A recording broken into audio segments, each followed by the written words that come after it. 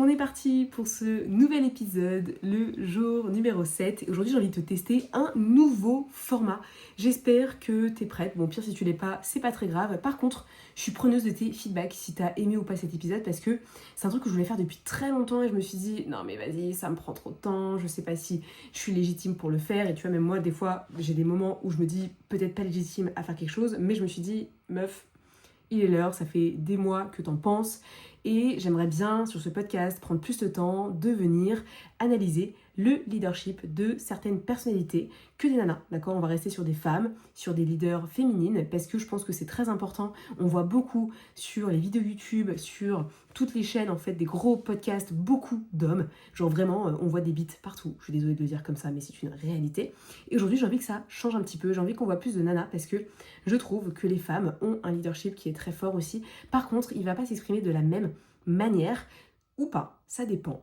Et aujourd'hui, j'ai envie de partager une première analyse d'une nana qui a un leadership très yang, très masculin, tu vas voir, dans sa manière de faire les choses. Mais je me dis que ça peut être un bon début pour te montrer un petit peu que tu peux être une femme et avoir un leadership très fort aussi. C'est pas parce que t'es une nana que tu dois te rabaisser à une posture un petit peu bancale, d'accord? Je vais te parler de quelqu'un qui a une posture qui est très forte, très appuyée, très impactante. C'est une américaine, elle s'appelle Leila Hormozi. Peut-être que tu ne la connais pas. C'est normal, elle vient pas du tout de notre monde, hein, d'accord? Elle est aux US, mais je me suis dit, écoute, je pense que ça peut être pas mal de travailler avec des personnes qui sont à l'international et en France. Tu verras qu'il y aura d'autres personnalités françaises par la suite. Mais je me suis dit, cette femme-là, elle m'a beaucoup inspirée il y a quelques temps, on va dire il y a 2 ans, quand donc son mari, Alex Hormozi, a vraiment level up dans son business et qu'il a eu en fait une présence en ligne très importante. Il dépense environ 70 000 dollars par mois sur leurs réseaux sociaux, les deux, puisqu'ils ont une boîte qui s'appelle acquisition.com qui finalement aide des entreprises à passer différents paliers, d'accord, s'ils veulent, je sais pas, passer les millions, les 2 millions ou les 100 000 euros, etc. C'est vraiment une boîte qui justement aide des entreprises à se restructurer, à faire plus de chiffres d'affaires, d'accord? C'est un peu ça leur dada. Je te le résume comme ça en 2 secondes parce qu'on n'est pas là pour parler de leur business, on est là pour parler de Leila Hormozi, donc qui est la co-CEO de acquisition.com, qui est l'entreprise qu'elle a avec son mari. Et je voulais te parler un petit peu de qui elle est, de son impact, de son leadership, parce que je trouve que c'est le genre de personne que moi j'étais avant. Une nana très affirmée, dans un yang très très fort, dans une volonté toujours d'agir, de ne pas prendre les gens pour des pauvres en fait, et remettre la responsabilité au cœur de la vie de chacun. Tu vois, quand elle fait ses vidéos YouTube, tu iras la voir si tu veux, tu taperas Leila Hormozi sur YouTube. En plus, ce qui est bien maintenant, c'est que tu as les sous-titres, d'accord? Si tu comprends pas l'anglais, va juste voir comment elle te parle, la manière dont elle regarde la caméra comme je suis en train de le faire maintenant, la manière dont elle a de pitcher qui est super claire, précise, concise. Et puis elle a, tu sais, ce truc de la parole où elle va venir te parler avec impact et conviction ultime. Genre vraiment, tu vas boire ses mots.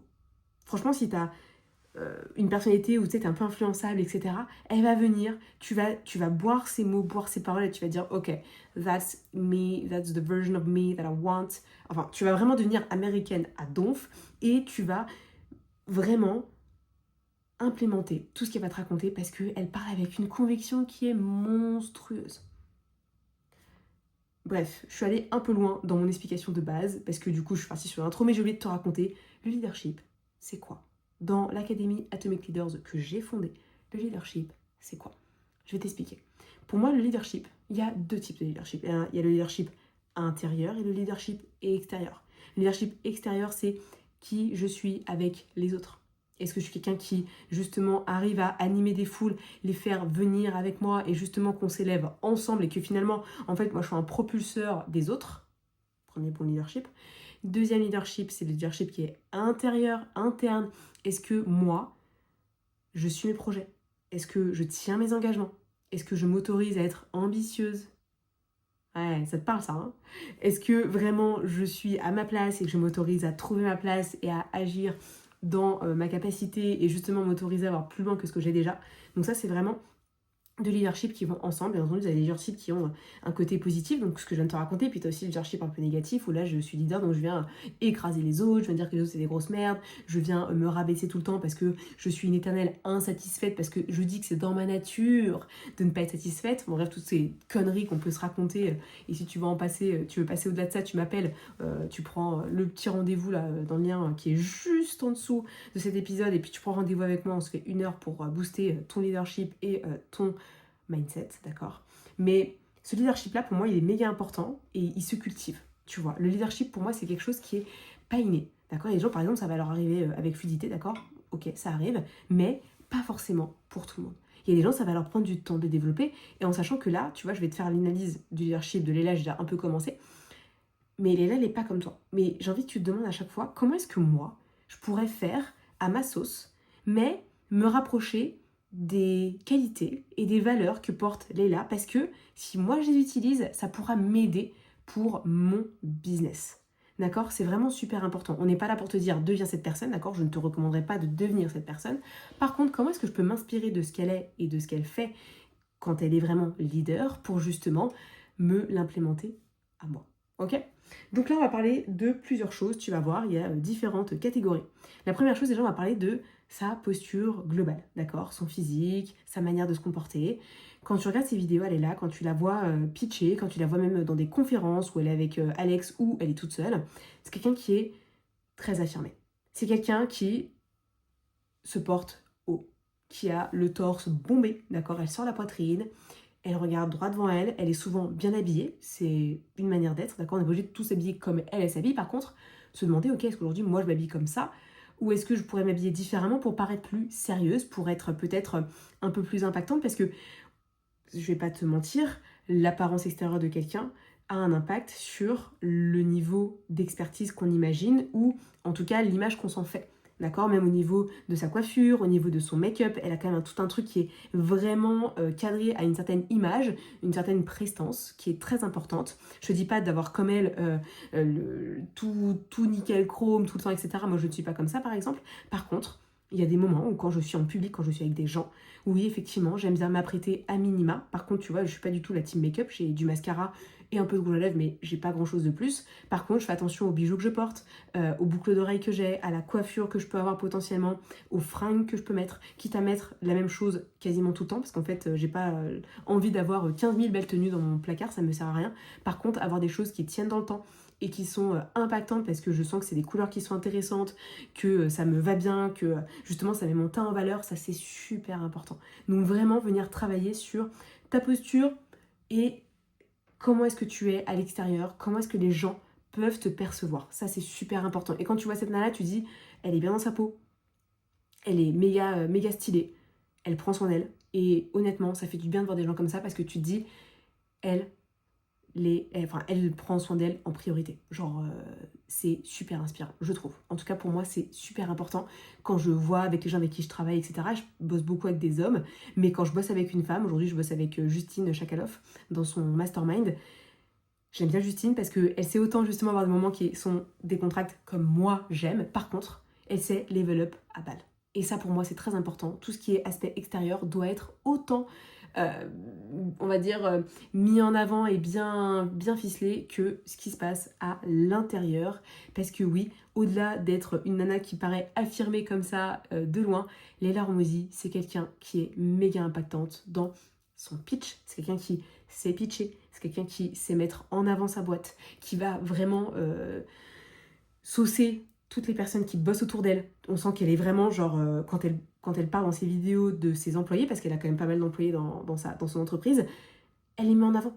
Elle met en avant leur travail, elle dit que de toute façon, si y a un truc qui va pas, eh bien on en parle, on en discute, on fait en sorte que ça s'arrange. Je sais pas ce qui se passe dans la réalité, d'accord? J'ai pas été dans les coulisses de la boîte. Par contre, je trouve ça super important qu'elle met en avant pas uniquement elle et son mari, mais toutes les personnes qui bossent avec eux. Ils font beaucoup de séminaires où vraiment chacun a sa place, chacun peut prendre la parole. Et je trouve ça super important de me dire, bah en fait en 2025, il y a quand même des boîtes qui font ça et qui mettent en avant leurs employés. Je trouve ça super important. Et elle le dit dans ses vidéos, elle prend pas tout le succès pour elle. Ça pour moi c'est être vraiment leader. C'est Ok, je suis peut-être seule aujourd'hui sur mon poste. Par contre, heureusement, j'ai toutes ces personnes autour de moi parce que sans ces personnes-là, je n'en serais pas là où je suis et je trouve ça méga impactant et inspirant de mon côté. En tout cas, j'espère que toi aussi. Ensuite, c'est quelqu'un qui... Hop, je me replace, excuse-moi, petit bug vidéo. C'est quelqu'un aussi qui est très affirmé dans ce qu'elle raconte. Comme je te l'ai dit au départ, moi quand Leila Hormozi me parle, j'ai l'impression de boire ses paroles, je me dis mais elle a trop raison dans ce qu'elle raconte. Elle va avoir un style dans sa parole, dans son ton, qui est très affirmé, très saccadé, un peu à la American. C'est un style. Mais demande-toi aujourd'hui, quand tu parles en français, est-ce que tu donnes envie qu'on t'écoute ou est-ce que t'es monotone comme ça et genre on est en mode on sait pas trop ce qui se passe, on sait pas si on a envie vraiment d'être connecté avec toi de A à Z. C'est ce que je reproche des fois à cette langue française, mais c'est que mon point de vue, que je sais pas, des fois on est un peu mollasson, on est un peu mou du genou, alors que dans différentes autres cultures, que ce soit en espagnol, que ce soit en italien, que ce soit en brésilien, portugais, que ce soit en américain, et même en anglais, enfin les anglais, les irlandais quand j'étais en Irlande, ils ont des accents, ils mettent de la... Ah, comment on dit déjà? Ah, je sais plus. Mais ils mettent quelque chose dans leur manière de parler qui fait qu'on a envie de les suivre, qu'on a envie vraiment de parler avec eux. Et ça, c'est très important quand tu parles avec des gens, quand tu fais des vidéos comme là je suis en train de faire, ou quand tu fais même un podcast.